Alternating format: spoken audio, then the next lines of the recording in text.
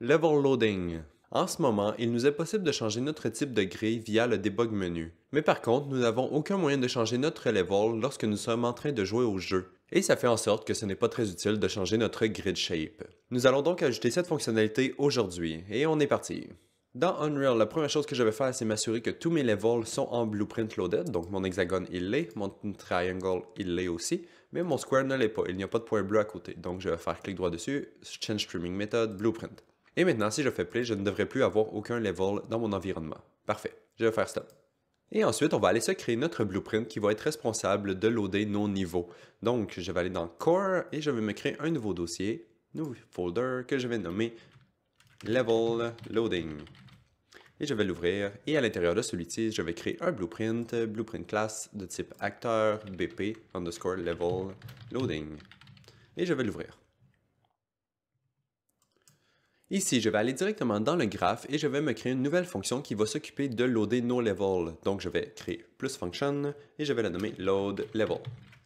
Et pour que la fonction puisse faire son travail, on a besoin de lui dire quel level qu'on veut loader. Donc, on va rajouter un nouvel input que je vais nommer level. Et je vais changer le variable type pour une string. Donc, ça va être le nom de notre level qu'on veut loader. Et pour loader les levels, en fait, il y a deux façons de le faire. La première est de, si vous faites clic droit, load level instance by name, celui-là ici. Qui suffit simplement de lui donner le name, comme ça, et Unreal va s'occuper de loader le level pour nous et le mettre à la bonne position et la rotation dans le monde. Ben, dans notre cas, on ne change pas la position et rotation, donc ça n'a pas d'importance. Donc on fait seulement lui passer le name et Unreal devrait loader le level. Donc on va aller tester ça rapidement. Je vais retourner dans mon event graph, je vais aller dans mon begin play et je vais appeler ma fonction load level comme ça et la connecter. Je vais supprimer les deux autres parce qu'on n'en a pas besoin. Et ici, pour le level, il faut lui donner le level name, donc le level name qui est dans la liste des levels ici. Dans mon cas, je vais tester avec L square. Donc, L underscore square.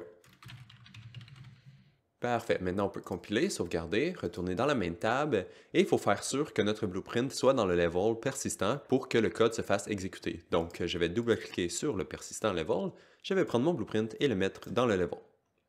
Et maintenant, si je fais play, je devrais avoir mon L square de loader. Et c'est le cas. Mon L square de loader, et il est loadé à partir de notre fonction que nous avons créée dans le BP level loading. Parfait. Je vais faire stop et retourner dans ma fonction de load level. Donc cette fonction-là fonctionne très bien. On vient de le voir, ça fonctionne, ça load le level. Mais par contre, j'ai eu plusieurs problèmes avec cette fonction-là dans le passé et j'ai commencé à utiliser une autre approche pour faire le loading de mes niveaux dans tous les projets que je fais. Et cette façon est un petit peu plus complexe, mais je trouve qu'elle nous donne un peu plus de liberté et aussi je la trouve un peu plus stable. Et c'est donc cette seconde façon que je vais utiliser pour ce projet. Donc je vais supprimer le load level instance et à la place, je vais faire clic droit et chercher get streaming level. Donc on va accéder directement au streaming level à partir de notre liste. Pour le package name, on peut simplement lui donner le level name comme ça. Unreal va le convertir pour nous. Et une fois que Unreal nous retourne le streaming level, ce qu'on peut faire, c'est directement lui dire should be loaded. Set should be loaded. Comme ça. On peut connecter ça au load level, comme ça ici. Et on peut cocher la case pour lui dire d'être loadé. Donc maintenant, si je compile save, on va retourner dans le level et faire play. Ok, ça n'a pas fonctionné. Well, en fait, ça a fonctionné. Si on regarde dans ma liste à gauche ici, mon L square est loadé. Il est blanc. Même chose que le lighting. Contrairement au level de triangle et d'hexagone qui sont gris foncé, parce qu'ils ne sont pas loadés. Par contre, la différence, c'est que le L square, contrairement au lighting, n'est pas visible ici. Là, il est fermé. Donc, ça nous donne la possibilité de décider si le level doit être loadé ou non. Et en plus, ça nous donne aussi la possibilité de décider si le level doit être visible ou non. Comme ça, si jamais vous voulez cacher un level sans le déloader complètement, vous pouvez le faire. Mais donc en ce moment, vu qu'on veut avoir le level de loader et visible, on va aller le mettre visible aussi. Donc stop, retourne dans le blueprint ici, et toujours à partir du get streaming level, on va chercher pour set should be visible. Qu'on va mettre après, et qu'on va cocher. Et ensuite, si on teste, on fait play, on peut voir que le level est maintenant visible et loadé. Parfait, je vais faire stop et retourner dans mon blueprint. Et ici, je vais retourner dans mon event graph, je vais copier ma load level node ici et la mettre une deuxième fois. On va dire, on peut mettre un petit délai entre les deux, donc délai. On va dire 2 secondes. Et on va essayer de loader un autre level, donc L hexagone. Et en fait, juste pour tester, je vais le faire une troisième fois, donc comme ça ici, délai. Et je fais faire L triangle. Comme ça. Donc maintenant, on devrait loader nos 3 niveaux. Compile, et on va tester. Mon square est loadé au début, 2 secondes plus tard, mon hexagone est loadé, 2 secondes plus tard, mon triangle est loadé. Mais par contre, là, évidemment, on voit le problème. Dans notre cas, on veut seulement pouvoir montrer un seul level à la fois et non avoir les 3 en même temps.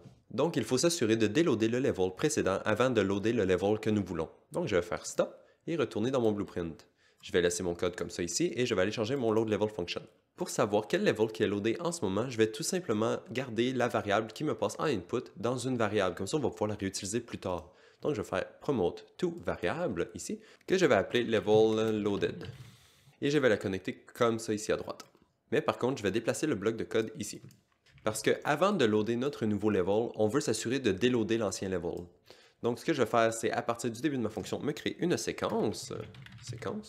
Le premier step ne sera pas d'aller loader le level, donc je vais juste le déconnecter. Et le deuxième step, par contre, va être d'aller loader le nouveau level. Et ici, vu que notre variable n'a pas été mise à jour encore, elle est ici. Ça veut dire que le contenu de level loaded ici contient le nom de notre level précédent. Donc le dernier level que nous avons loadé avant. Donc ce que je vais faire, je vais simplement copier toutes ces nodes-là ici, les connecter à ma séquence, comme ça, et utiliser mon level loaded, comme ça ici. Et cette fois, au lieu de cocher mes 2 cases, je vais les décocher, pour être sûr qu'ils ne soient pas visibles ni loadés. Donc on rentre dans notre fonction, on utilise le level qu'on avait loadé la dernière fois, on le déload, et ensuite on load le nouveau level, comme ça. Donc maintenant, si je fais play, je commence, j'ai déjà une erreur, ok. Mais par contre, une fois que c'est parti, ça fonctionne. Nos 3 levels ont changé un après l'autre sans problème. Si je stop, le message log apparaît et il me dit Access None trying to read property get streaming level. OK, je vais cliquer sur le lien à la fin de la ligne ici et ça me porte ici. Et la raison pourquoi que ça arrive, c'est parce que le streaming level ici est invalide. Et la raison pour ça, c'est parce que le level loaded, le contenu de ma variable, lors de la première itération de cette fonction, donc la première fois que le load level se fait appeler, le contenu de ma variable est vide. Donc ce n'est pas un level name qui est valide, et le level n'existe pas. Donc quand Unreal essaie de le trouver, il ne le trouve pas et nous retourne du vide. Donc ce qu'on va faire, c'est qu'on va s'assurer que le level est valide avant de lui dire de se déloader. Parce que dans le fond, s'il n'est pas valide, il n'y a pas besoin de le déloader, il n'existe pas. Donc is valid. Comme ça ici, qu'on connecte comme ça ici. Donc maintenant, ça devrait réparer l'erreur. Donc si je fais ça ici et que je fais play, j'ai aucune erreur, donc c'est bien. Ensuite, mes levels, ils changent entre eux. Parfait. Par contre, c'est quoi qui arrive si on retourne dans le level loading et qu'on fait un typo dans un de nos levels ici? Maintenant, je compile et je retourne ici. Je vais avoir la même chose, j'ai une erreur. Donc, même erreur ici, mais par contre, ça arrive en bas ici. Donc, on va faire la même chose. On va regarder s'il est valide. Donc, is valid, comme ça. Et on connecte le level streaming. Mais par contre, ici, si le level n'est pas valide alors qu'on essaie de le loader, ça veut dire qu'on a intentionnellement écrit un mauvais nom dans le load level, ici, en input. Donc, ce qu'on va faire, c'est écrire quand même une erreur. Donc, je vais drag à partir de is not valid et chercher pour print string. Même chose que la dernière fois, je vais me append une string ici. Et cette fois, je vais la nommer erreur dash le nom de ma fonction, parce que ça va être plus simple à trouver plus tard, load level dash invalid level name. Et ensuite, je vais connecter mon loaded level ici comme deuxième pin dans mon append, comme ça. Je vais expand le print string, print to screen, log aussi, la couleur, je vais la mettre rouge, et la duration, je vais la mettre 5 secondes. Donc maintenant, si on fait un typo, si on fait play, on devrait avoir un message dans le coin ici qui nous dit invalid level name F. Donc, on a fait un typo dans notre nom de level. OK, parfait. Ensuite, la prochaine chose qu'il faudrait tester, ce serait de voir c'est quoi que ça donne si on essaie de loader plusieurs fois le même level un après l'autre. Donc, je vais retourner mon event graph ici et je vais écrire L square dans toutes mes nodes. Donc, L square et L square ici. Maintenant, si je fais compile et que je retourne jouer, on va voir ce qui se passe. OK, je ne sais pas si vous avez vu à droite ici, mais il y a un flicker qui apparaît. Donc, après 2 secondes, ça flicker dans mes assets parce qu'ils essaient de toutes les déloader et toutes les reloader. Donc, c'est pas très bon à faire. Donc, ce qu'on va faire, c'est commencer par vérifier si notre level est déjà loadé avant d'essayer de le reloader une deuxième fois, parce que sinon, le code se fait exécuter, ça le déload, et puis ça le reload. Donc, au tout début de la fonction, je vais faire pas égal, not equal string, et je vais lui passer mon level loaded. Donc, si le level qui nous rentre en input est différent du level qui est déjà loadé en ce moment, on va continuer d'exécuter le code, sinon on n'exécute rien. Donc, je vais faire un if ici, et je vais le connecter comme ça, comme ça. Et maintenant, si je vais faire play, je ne devrais plus avoir de flicker. 2 secondes plus tard, aucun flicker. 2 secondes plus tard, aucun flicker. Donc tout est beau. Je vais retourner stop et retourner dans mon blueprint.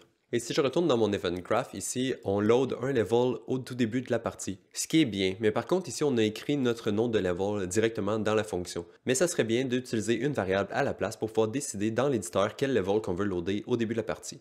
Je vais commencer par juste tout supprimer ça ici parce qu'on n'en a plus besoin. Et ici, il me faudrait une variable. En fait, je vais utiliser le level loaded, comme ça ici, parce qu'on a déjà une variable, donc pourquoi pas. Et je vais ouvrir le petit œil à côté pour y avoir accès dans l'éditeur. Comme valeur par défaut, je vais écrire L square parce que je veux loader le square. Et maintenant, si je fais compile et que je retourne dans l'éditeur, ici, je peux sélectionner mon level loading acteur. Et on voit dans les variables à droite ici qu'il y a L square. Donc, ça devrait loader le L square au tout début de la partie. Je vais faire play. Et ce n'est pas le cas. Il n'y a rien qui load. Et dans le fond, ça, la raison, c'est parce que ici, dans load level, notre condition n'est pas false, donc elle est true parce que le level loaded en ce moment, c'est un square et on lui passe square, donc le code ne se fait pas exécuter. Donc dans le fond, ce que j'aimerais avoir, c'est une façon de bypasser le if ici, pour qu'on puisse forcer le loading d'un level si jamais on veut, si jamais on est vraiment sûr de ce qu'on fait. Donc ce que je vais faire, c'est simplement me rajouter un nouvel input à ma fonction ici. Ça va être un booléen cette fois, que je vais appeler force. Et pour mon if, je vais regarder si force est égal à true ou que ce n'est pas égal. Donc je vais faire un OR entre les deux. Je vais faire ici et je vais chercher pour OR boolean. Maintenant, si je les connecte ensemble comme ça, et comme ça, ce que ça va faire, c'est que si le force est à true ou si le not equal est à true ici, ça va exécuter le true de notre if. Donc si on retourne dans l'event graph et qu'on coche la case force, je compile, et maintenant ça ne devrait pas se baser sur le précédent level qu'on avait loadé, et si je fais play, ça devrait fonctionner. Comme ça fonctionne. Et même chose, là, ce que je peux faire, c'est sélectionner mon acteur qui est dans le monde et changer le nom du level directement ici, donc L hexagone. Et maintenant, je fais play, et c'est mon hexagone qui load au tout début de la partie. Et maintenant, la prochaine étape est de lier tout ça dans notre debug menu. Donc, nous allons aller faire ça. Donc, cette option-là, je vais la rajouter dans mon grid debug menu, juste parce que c'est plus facile d'accès à cet endroit-là. Donc, je vais aller dans mes tabs et je vais ouvrir Tab Grid. Et je vais la mettre en haut, en haut, en haut. Donc, ce que je vais faire, c'est juste dupliquer ici ma border qui contient mon grid generation. Donc, dupliquer. Je vais l'amener en haut de ma vertical box pour être la première en haut ici. Je vais changer le nom pour environment. Et je vais supprimer toutes mes spin box. Je vais garder ma combo box, mais je vais la renommer, donc combo box environment. Et je vais changer les options qui sont à l'intérieur. Donc, je vais toujours garder 4 options quand même. Et je vais simplement rajouter un L en avant de mes noms d'énum. Donc, L square, L hexagone et L triangle, qui sont dans le fond le nom de mes levels. Et je vais loader L square par défaut. Donc, je vais prendre L square et je vais le coller dans le selected option comme ça. Maintenant, si je compile, je devrais avoir mon L square qui apparaît. Parfait, ensuite on va aller se créer notre événement qui se fait appeler quand on change l'option sélectionnée dans notre combo box, donc onSelectionChanged ici. Et on va appeler notre fonction qui est dans notre BP loading. Mais pour faire ça, il faut qu'on ait accès à ce BP loading. Donc je vais retourner au tout début ici et je vais faire la même chose que j'avais fait pour notre grid. Donc je vais tasser tout ça à droite un peu et je vais me faire un autre getActorOfClass. Je vais changer la classe pour level loading. Et puis, je vais faire clic droit sur le return et promote tout variable que je vais nommer level loading. Et maintenant, je vais connecter tout ça ensemble ici. Et ensuite, je vais aller en bas ici, prendre mon level loading et appeler la fonction qu'on vient de se créer, donc load level. Et je vais lui passer le selected item comme ça. On ne veut pas que ça soit force, donc comme ça, c'est bien. Donc maintenant, si je fais compile et que je retourne dans mon jeu, et maintenant dans ma tab grid, j'ai mon environment ici. Ça me dit L square, mais bon, ce qui est le level qui est loadé en ce moment, c'est l'hexagone, mais bon, on va fixer ça. Et si j'essaie de changer pour le triangle, ça fonctionne, je retourne à l'hexagone, ça fonctionne, et le square, ça fonctionne aussi. Parfait. La raison pourquoi que ça ne fonctionne pas au début, que le nom de ma variable ici n'est pas bonne comparé à mon level qui est loadé, c'est parce qu'on ne set pas la variable par défaut au tout début de la partie. Donc on va aller faire ça. Dans tab grid, ici, je retourne au tout début, j'ai le set default values. Donc je vais aller à l'intérieur et aller à la fin complètement. Je vais prendre ma combo box d'environnement. Je vais faire un set selected option, comme ça ici. Et cette fois, pour accéder à l'option, on va prendre notre level loading et on va getter la variable getLoaded level loaded. Et on va la connecter. Donc maintenant, ça update la variable au tout début. Je vais compile save, retourner ici et faire play. Au tout début, c'est écrit L hexagone, ce qui représente vraiment le level qui est loadé. Parfait. Donc maintenant, on peut changer pour square, pour square, triangle, hexagone et tout. Donc tout fonctionne. Il reste juste une petite chose avant de terminer la vidéo et c'est de supporter le none ici. Dans le fond, ça fonctionne déjà, il y a déjà le comportement qu'on veut, mais ça nous fait une erreur qui nous dit que le level name est invalide, none, parce qu'on essaie de loader un level name qui n'existe pas ici. On a le résultat qu'on veut, on n'a aucun level de loader, mais ça nous fait une erreur, donc on va aller enlever l'erreur. Je vais faire stop, je vais retourner dans mon level loading ici, dans ma fonction de load level, et ici, au moment où on printe notre erreur, je vais simplement regarder si la string qui nous est passée est égale à none ou non. Parce que si c'est égal à none, dans le fond, ça veut dire qu'on ne voulait pas avoir de level de visible, donc pas besoin de printer une erreur ici.